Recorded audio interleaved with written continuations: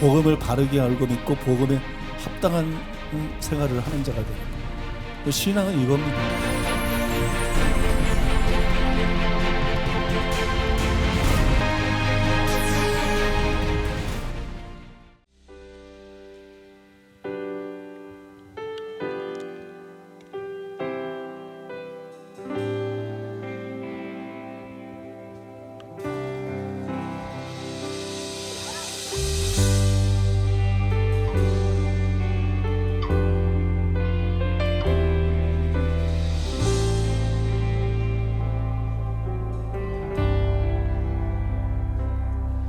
거룩한 성전에 거하시며 하늘 보좌에 계신 주가 베푸신 모든 사랑 우리 찬양을 주님께 오 아름다운 주의 영광 승리의 함성 들리네 죽임 당하신 어린 양께 우리 큰 소리 외치며 찬양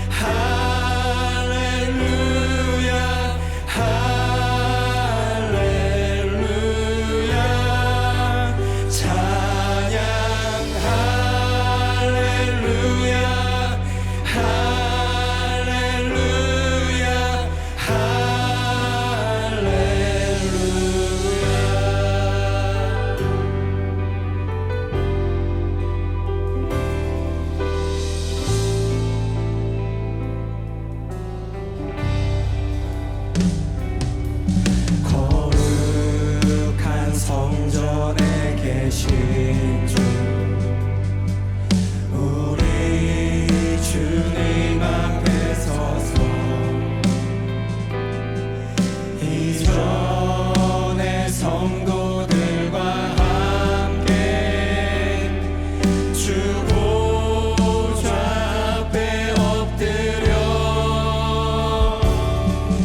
오 아름다운 주의 영광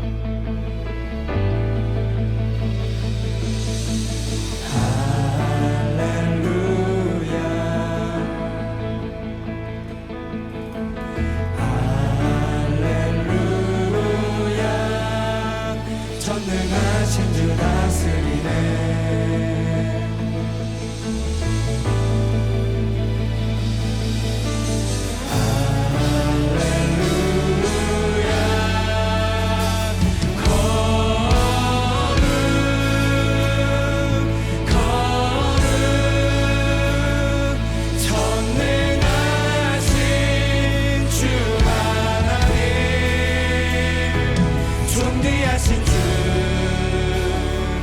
존귀하신 주 주는 거룩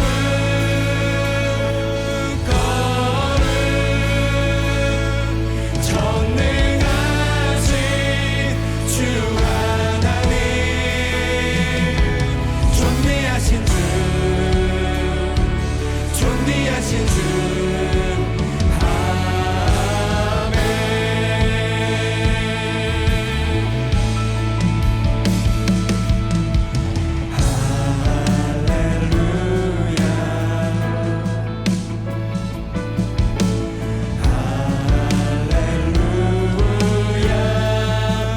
전능하신 주 다스리네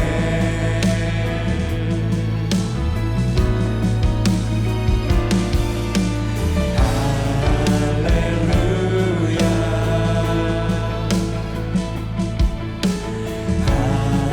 할렐루야 전능하신 주 다스리네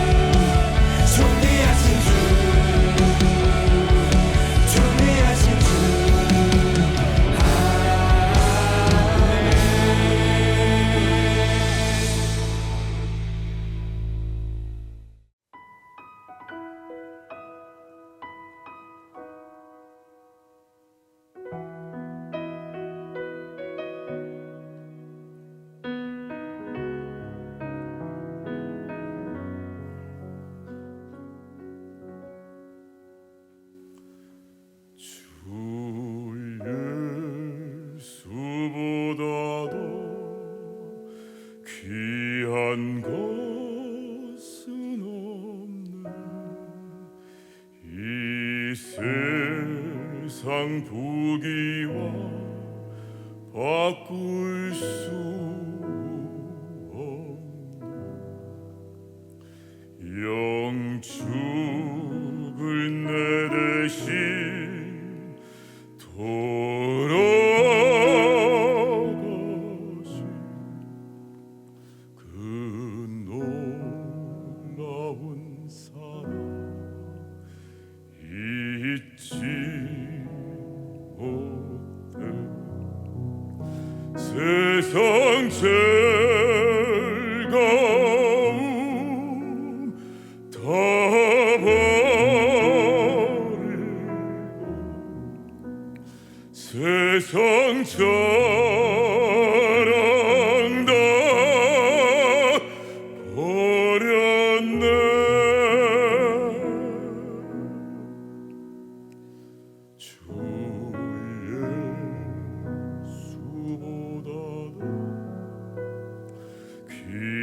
귀한 것은 없네 예수 밖에는 없네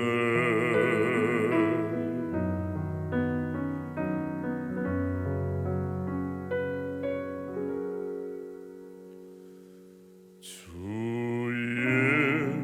예수보다도 귀한 것은 없네 이 세상 명예와 바꿀 수 없네 이전에 즐기던 세상에 주 사랑하는 마 뱉지 못해 세상 즐거움 다 버리고 세상 자랑 다 버렸네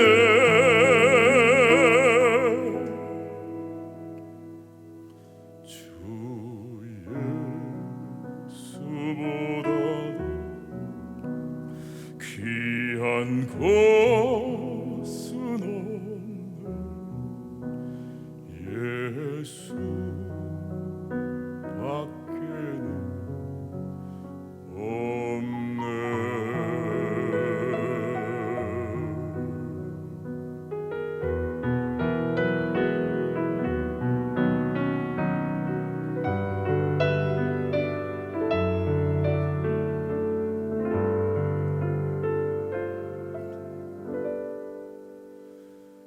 주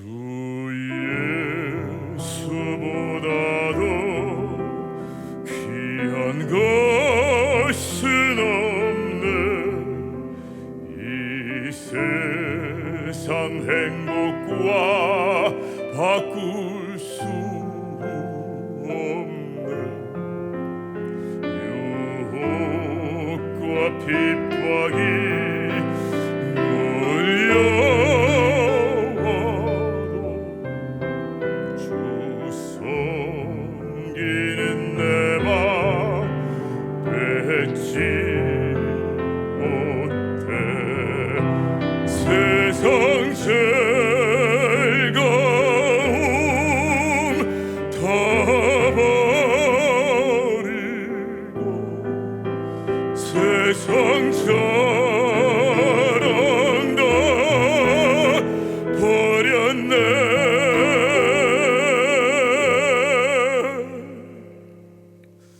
주 예수보다도 귀한 것은 없네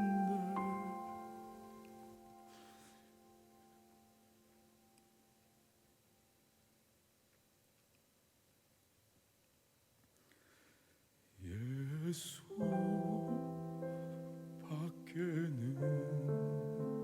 없네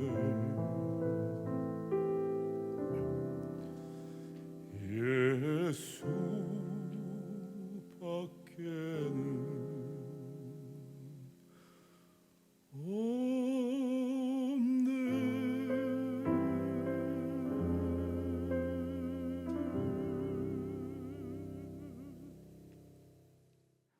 네, 여러분 반갑습니다. 3차 기도회를 통해서 은혜 많이 받고 계시죠? 네, 저는 1차 기도회는 이제 미국에서 드렸고 2차 기도회는 이제 아프리카에서 영상과 또 인터넷 사정이 안 좋을 때는 음성을 다운받아서 드리면서 이 현장의 임재와 기름 부음이 너무너무 사모가 됐습니다. 이곳에 계신 여러분, 이 은혜가 얼마나 귀하고 특별한 것인지 꼭 아셨으면 좋겠습니다. 그래서 저는 이번에 이제 12차 선교 일정 끝나고 바로 뉴욕에 가면 안 되겠다 이제 마음을 먹었어요. 그래서 일주일 휴가를 내서라도 한국에 와서 기도회 한 주는 참석하고 현장에서 참석하고 은혜 받고 가야겠다. 네, 그런 마음으로 참석을 했는데요. 이렇게 휴가 중에 갑자기 설교를 하게 된 이런 저를 불쌍히 여겨주시기 바랍니다. 네, 그렇게 되시면 여러분도 큰 은혜 받으실 줄로 믿습니다. 네, 오늘 본문 말씀부터 함께 읽기 원합니다. 오늘 우리에게 주신 하나님의 말씀은 요한복음 12장 23절에서 26절 말씀입니다. 요한복음 12장 23절에서 26절 말씀을 우리 다 같이 한 목소리로 봉독하겠습니다. 시작. 예수께서 대답하여 이르시되 인자가 영광을 얻을 때가 왔도다. 내가 진실로 진실로 너희에게 이르노니 한 알의 밀이 땅에 떨어져 죽지 아니하면 한 알 그대로 있고 죽으면 많은 열매를 맺느니라. 자기의 생명을 사랑하는 자는 잃어버릴 것이요 이 세상에서 자기의 생명을 미워하는 자는 영생하도록 보전하리라. 사람이 나를 섬기려면 나를 따르라. 나 있는 곳에 나를 섬기는 자도 거기 있으리니 사람이 나를 섬기면 내 아버지께서 그를 귀히 여기시리라. 아멘. 네, 저는 오늘 한 알의 밀이 되어 땅에 떨어져 죽기 원합니다. 이런 제목으로 오늘 말씀 전하도록 하겠습니다. 우리 다 같이 따라해 주시기 바랍니다. 한 알의 밀이 되어 죽으면 부흥을 경험한다. 이번 12차 아프리카 선교 일정 가운데 정말로 많은 은혜들이 부어졌습니다. 특별히 우간다 마신디에서 열렸던 이 치유전도 대성회가 저에게는 개인적으로 굉장히 깊은 인상을 남긴 그런 시간이었습니다. 많은 분들께서도 선교 보고서에서 이미 보셨을 것 같은데요. 또 지난 4.35 때 진서호 목사님께서도 간증을 나눠주셨습니다. 이번 성회를 통해 강력한 치유들이 정말로 많이 일어났어요. 놀라운 치유들이 많이 일어났습니다. 태어날 때부터 소경이었던 아이들, 한 번도 보지 못했던 아이들이 치유 선포 후 처음으로, 난생 처음으로 눈을 뜨게 됐고요. 태어날 때부터 한 번도 듣지 못했던 사람들이 처음으로 집회를 통해서 듣게 되었습니다. 또 혀가 풀리고 못 걷던 자가 걷게 되고 종양이 사라지고 틀어진 뼈가 다시 붙고 정말 많은 치유가 일어났어요. 악한 영이 묶인 사람들이 또 자유케 되고 너무나도 강력한 그런 시간이었습니다. 다 간증하지는 못했습니다. 치유받은 사람들이 너무 많아가지고요. 근데 수천 명의 사람들이 치유 선포 후 치유받았다고 손을 흔들면서 하나님을 찬양하고 그런 모습을 제가 보면서 그 아프리카 집회 현장에서 하나님의 위대하심을 제가 느꼈습니다. 다시 한번 또 느꼈어요. 또 그 한 영혼 한 영혼을 사랑하시는 하나님 그 아버지의 마음을 제가 다시 한번 또 느낄 수 있었습니다. 너무나도 놀라운 치유의 시간이었어요. 그런데 이런 치유도 사실 너무 놀라웠지만 저에게 개인적으로 이번 치유 성회를 통해서 더 인상 깊이 제 머릿속에 각인됐던 순간이 따로 있었습니다. 이번 치유 성회를 통해서 예수님을 새롭게 영접하게 된 그 영혼들을 보면서 영접 초청 시간이 있잖아요. 말씀 끝나고 나서 저는 그 시간이 너무나도 기억에 남습니다. 첫날에 말씀을 듣고 나서 영접 초청을 했을 때 3,500명이 앞으로 나와서 주님을 인군과 구주로 영접했습니다. 여러분 놀라운 숫자이지 않습니까? 3,500명. 별로 반응이 없으세요? 네.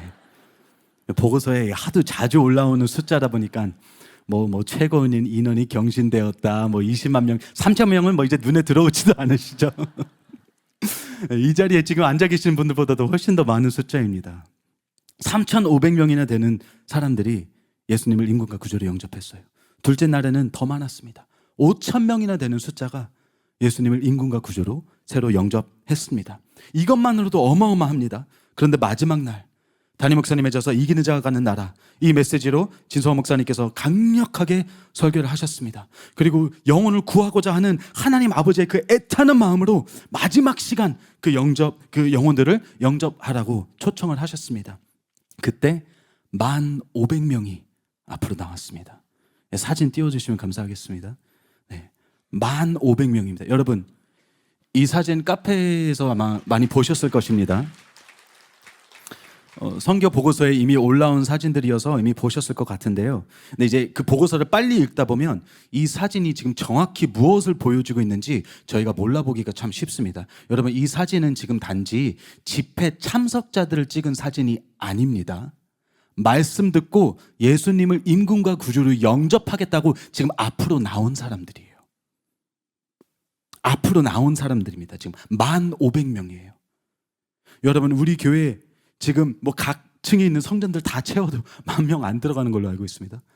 여러분, 이건 엄청난 인파입니다. 저는 이 광경을 제 두 눈으로 직접 목격하는 순간, 이번 선교 일정에서 저는 이 순간이 가장 기억에 남더라고요. 물론 뭐 본캐 목사님이나 다른 위대한 복음 전도자들의 그 사역에서는 뭐 더 많은 분들을 초청하기도 했지만, 저는 한 번에 10,000명이 영접하는 거는 이번에 처음이었습니다. 처음 보는 거였습니다. 너무 큰 감격이었어요.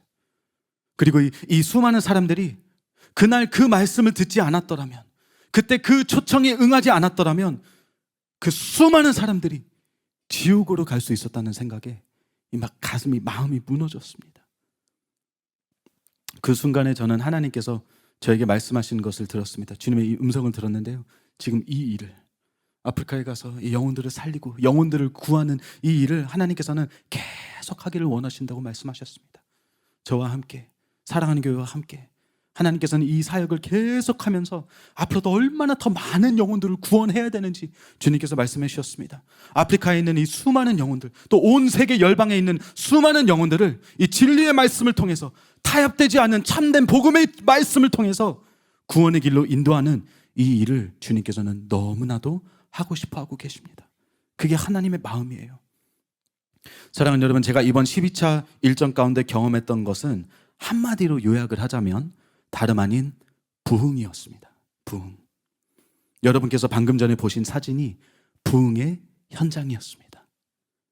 그런데 여러분, 부흥의 목적은 다름 아닌 구원이지 않겠습니까?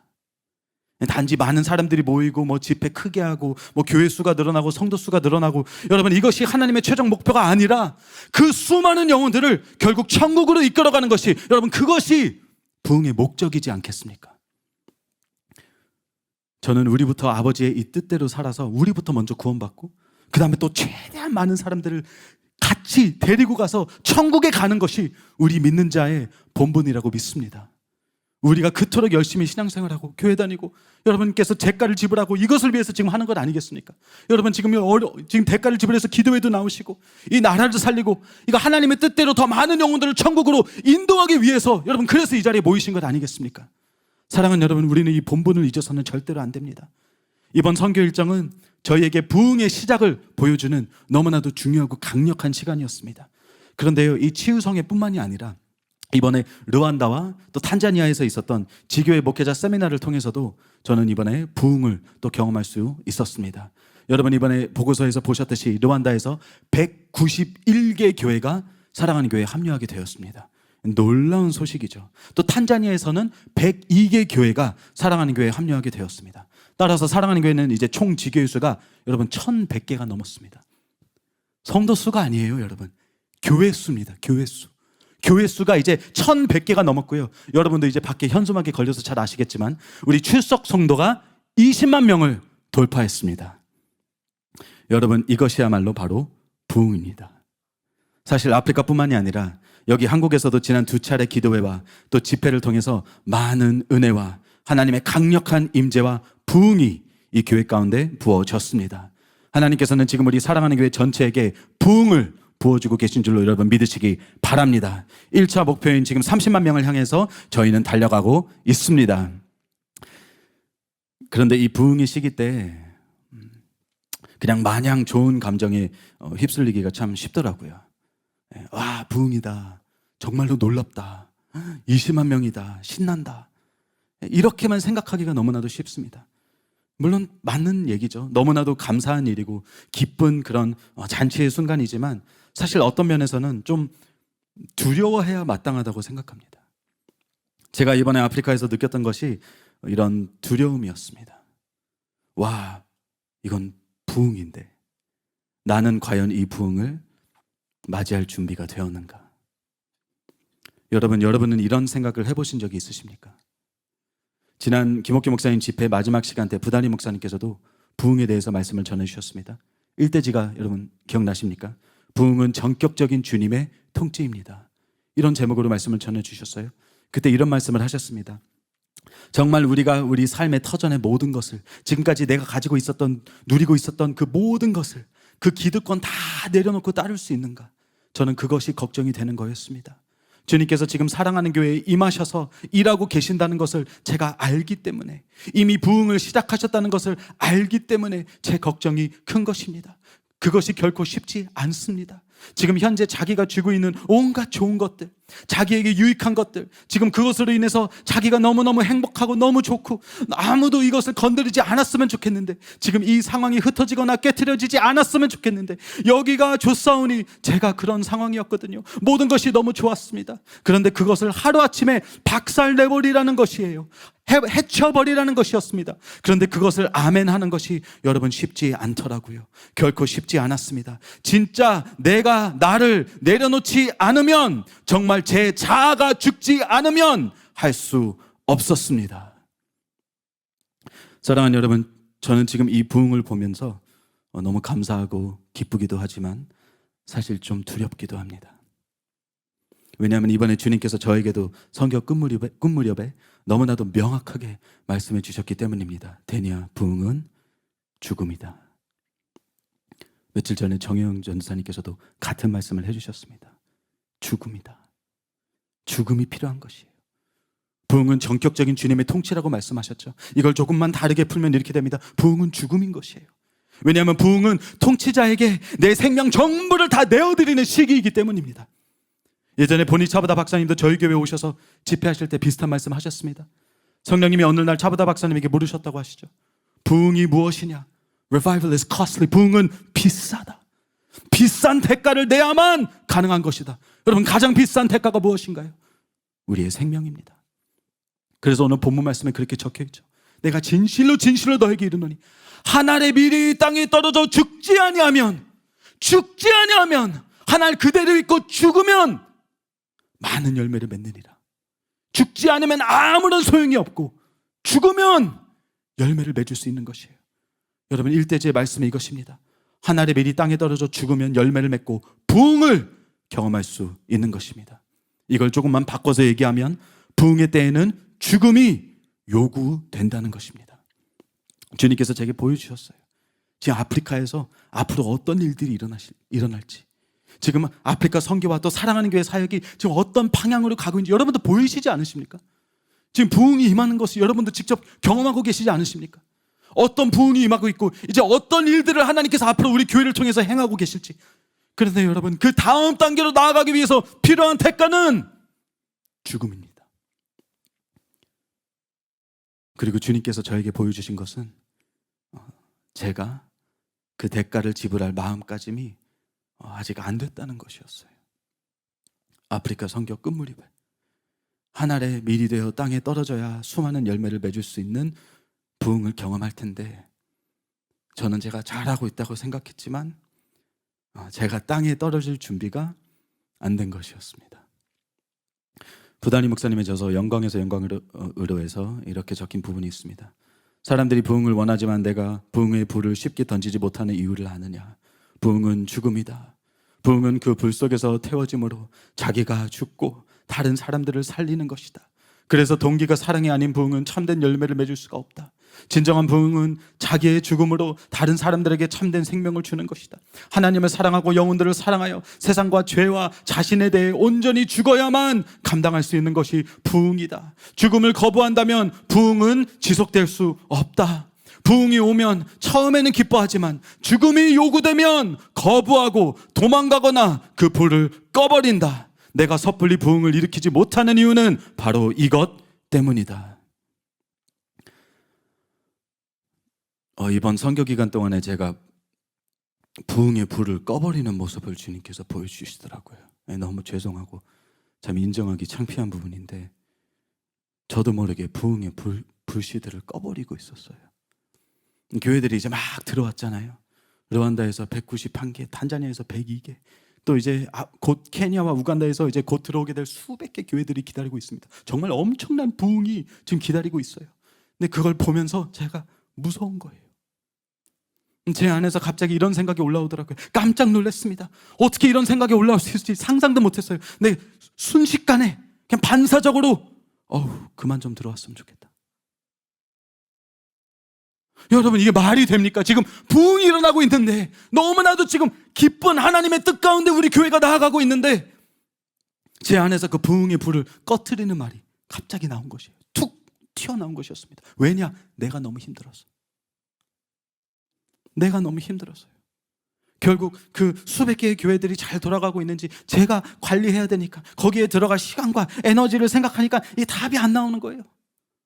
뉴욕도 관리할 시간도 없는데 지금 공부할 시간, 잠잘 시간 이미 다 바닥나 버렸는데 지금 여기서 일이 더 많아진다고 생각하니까 교회들이 더 많아진다고 생각하니까 그냥 순간 올라온 생각이 와, 저 불 내가 꺼야겠다. 안 그러면 내가 죽겠구나. 너무 무섭더라고요. 목사님 말씀 그대로였습니다. 죽음을 거부하는 자는 결국 부흥의 불길을 꺼트리는 것이에요. 부흥의 기회를 놓치는 것만이 아니라 부흥을 꺼트리는 것입니다. 그런데요, 제가 제일 놀라고 충격에 빠졌던 이유는 저는 제가 이미 제 생명을 주님께 다 드렸다고 생각했기 때문입니다. 저는 이게 다 해결됐다고 생각했어요. 당연히 내 삶 주님께 다 드렸는데, 드린 지가 오랜데 주님께서 말씀하시면 뭐든지 다 할 수 있다고 생각했거든요. 제가 여러분 앞에서 자랑할 수 있는 게 많지 않습니다. 이 자리에 많은 믿음의 선배님들이 계시고 지금 이 자리에 서 있는 것 자체도 많이 부끄럽지만 그거 하나만큼 자신 있었어요. 주님께 난 모든 거 바쳤지. 예전에 하나님께서 말씀하셔서 어렵게 들어간 하버드도 중퇴하고 주님의 길 따르려고 했습니다. 다 버리고 진짜 다른 사람들 보기에는 어마어마한 대가를 치르고 주님 따르려고 했어요. 결국엔 주님 허락하셔서 다시 가서 졸업했지만 졸업하고 나서도 또 다시 다 버렸습니다. 세상 사람들이 인정하는 좋은 직업, 좋은 연봉, 세상적인 부귀영화 다 포기하고 주의 종의 길을 택했습니다. 사람들이 보기에 칭찬했어요. 엄청나게 높게 샀습니다. 저는 다 포기하고 하나님의 뜻대로 살고 있었는데 주님이 말씀하시는 거예요. 너는 아직 죽지 않았구나.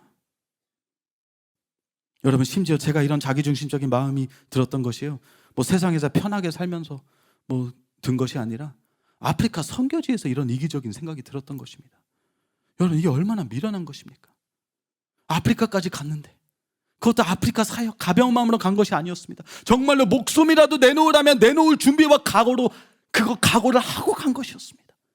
여러분, 진 목사님과 배 목사님도 목숨 걸고 지금 다니고 계십니다. 지금 두 분 몸도 많이 상하셨고요. 진짜 생명 아끼지 않고 선교하시는 것입니다. 여러분, 실제로 저희 선교하면서 죽을 뻔한 순간도 많았습니다.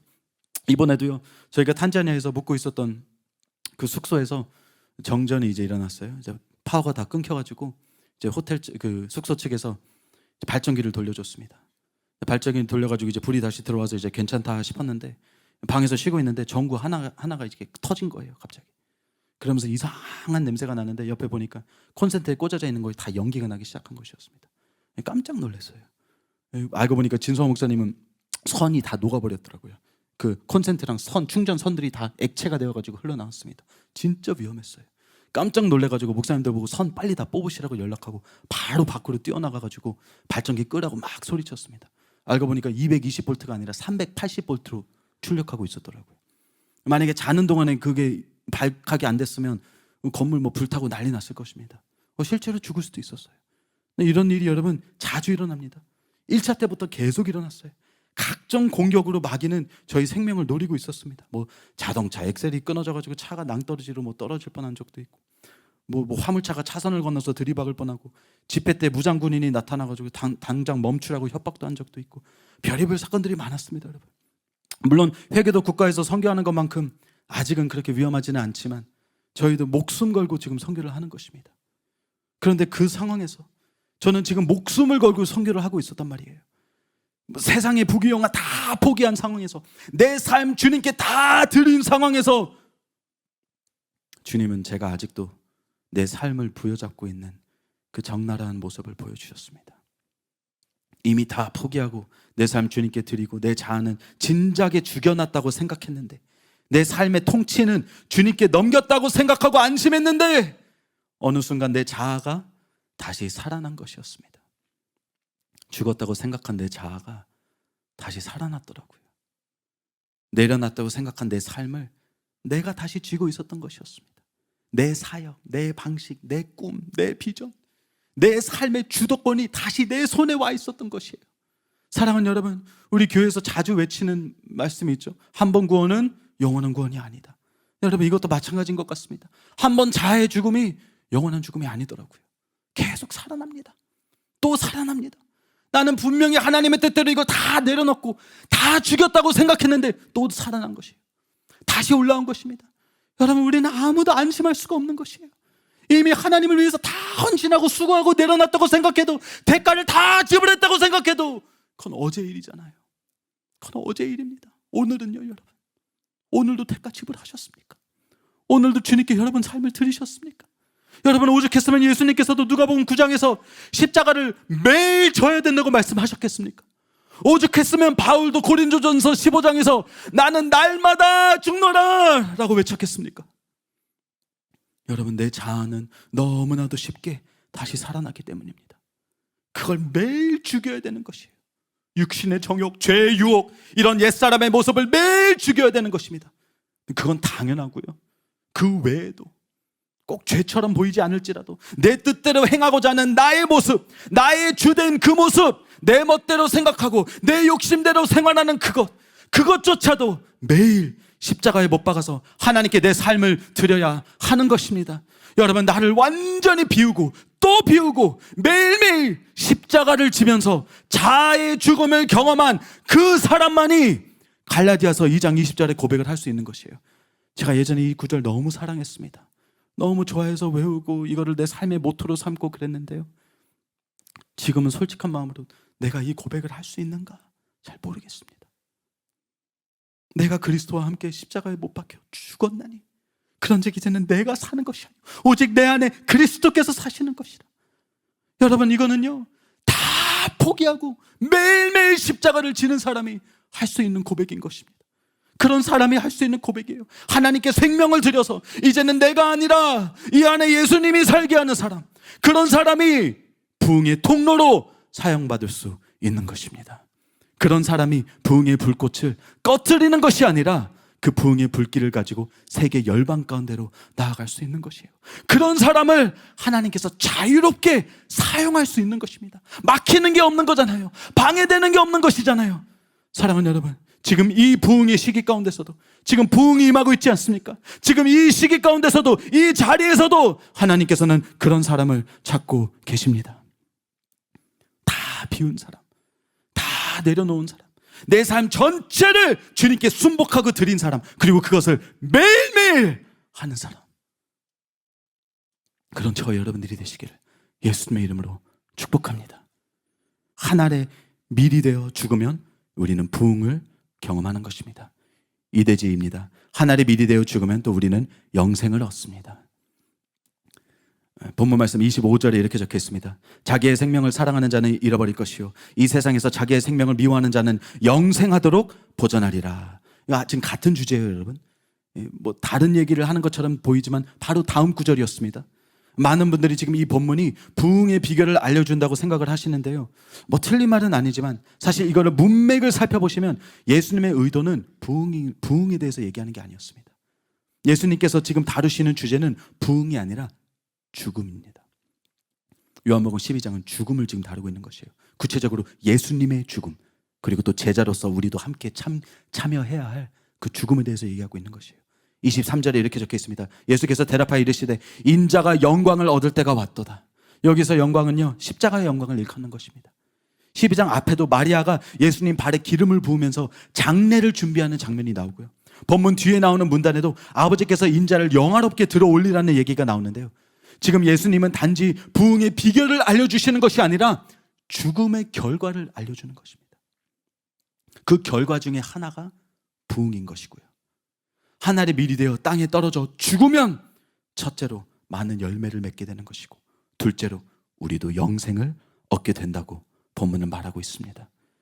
여러분, 우리가 목숨을 주님께 드리는 것은 사실 단지 부흥의 통로가 되기 위해 필요한 것만이 아니라 그냥 신앙의 기본 아닌가요, 여러분?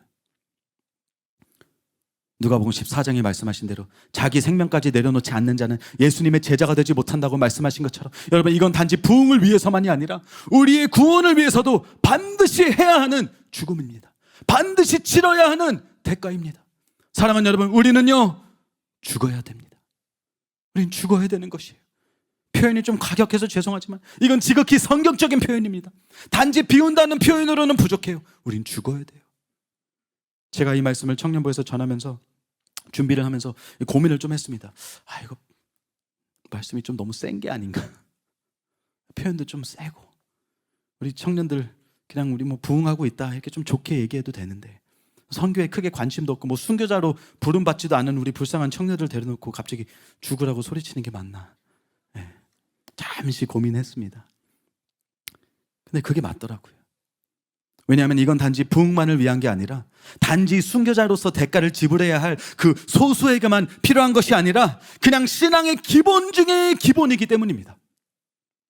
제자가 마땅히 지불해야 할 대가 중 하나가 바로 자신의 생명이기 때문입니다. 사랑하는 여러분, 혹시 이 말씀이 좀 부담스러우십니까?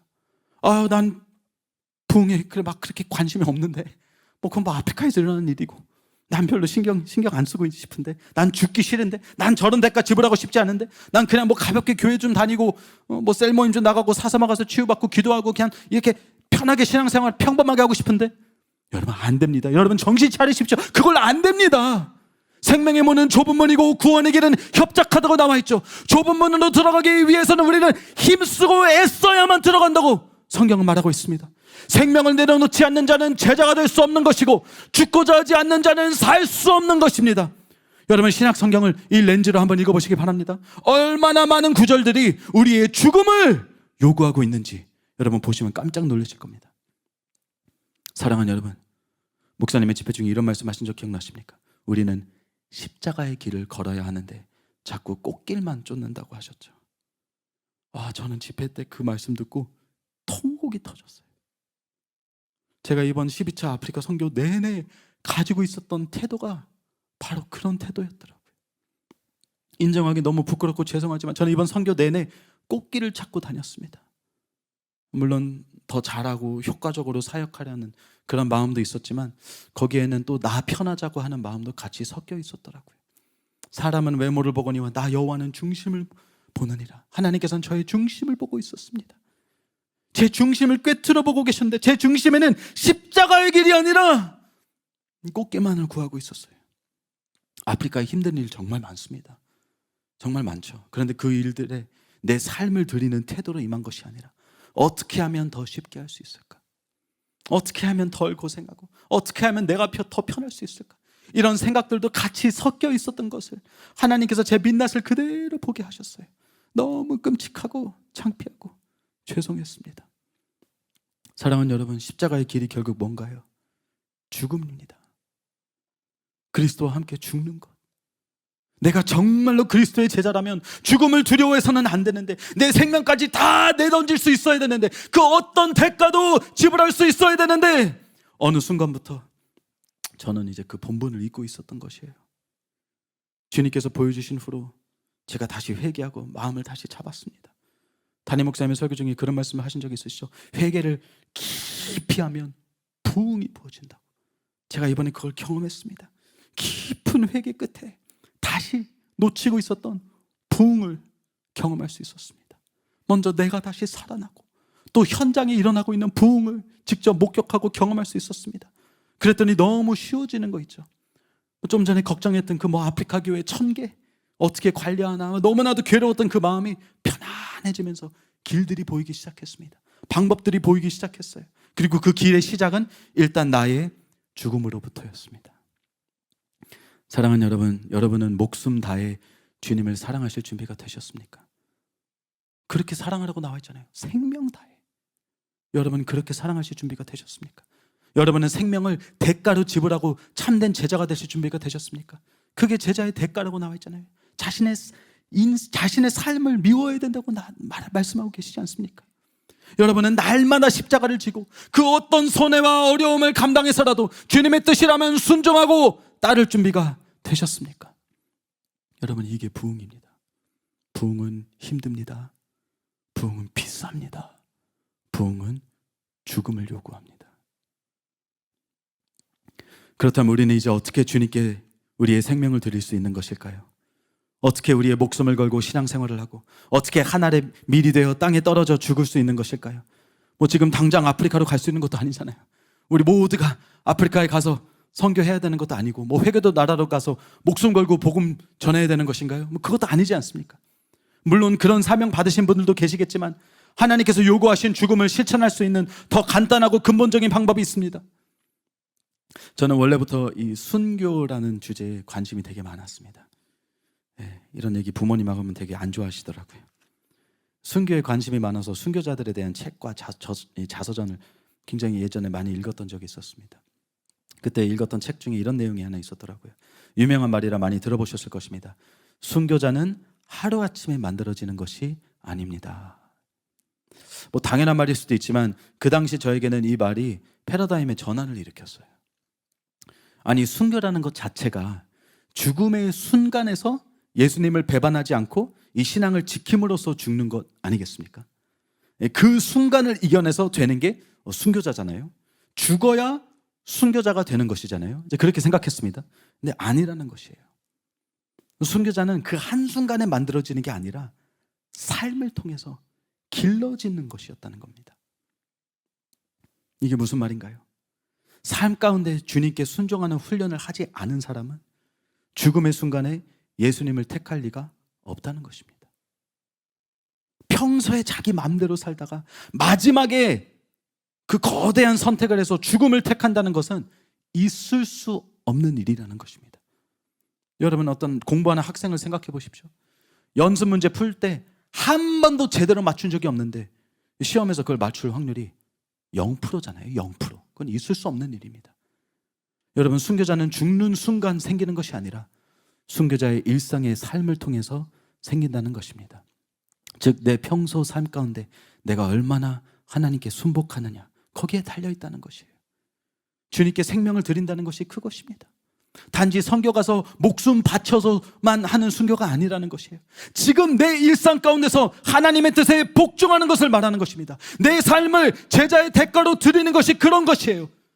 저는 입술로는 주님을 위해서 죽겠다고 고백하면서 제 삶에서 작은 부분에서부터 하나님의 뜻대로 살지 못하고 있었던 부분들이 있었던 것입니다. 그래서 하나님께서 저를 책망하신 거예요. 너는 죽을 준비가 아직 안 된 거였구나. 너는 입으로는 죽는다고 고백하면서도 너의 삶의 작은 부분은 순종하고 있지 않는구나. 여러분, 누가 목에 칼을 대면서 주님을 부인하라고 하면 여러분은 그 자리에서 신앙을 지키고 예수님을 고백하고 순교하실 자신이 있으십니까? 언젠가는 한 번쯤 우리 신앙생활하면서 다 생각을 한 번쯤 해보셨을 것 같습니다. 여러분은 순교의 그 시험 앞에서 통과할 자신이 있으십니까? 저는 뭐 한 달 전만 해도 자신이 있었습니다. 지금 생각해보면 잘 모르겠습니다. 그 순간에 이르기까지 우리 아무도 모르는 것 같아요. 아무리 자신해도 모릅니다. 우리가 직접 죽음을 대면할 때까지는 모릅니다. 우리가 어떻게 대답할지. 여러분 자신 있으십니까? 여러분은 그 자리에서 죽음을 택할 자신이 있으십니까? 저는요, 순교자들이 너무나도 존경스럽습니다. 그 순간에 죽음을 선택한 것도 대단하지만 그보다도 그 순간에 그런 선택을 할 수 있을 정도의 삶을 살았을 것이기 때문에 더 존경스럽더라고요. 그래서 주님께서 저를 보고 아직 죽을 준비가 안 됐다고 책망하셨던 것입니다.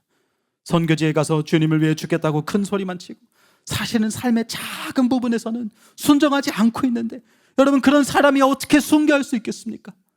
작은 수고도 마다하고 있는데 어찌 내 삶을 드린다고 고백할 수 있겠습니까? 작은 대가에도 불평, 불만이 충만한데 무슨 순교를 하겠다는 것입니까?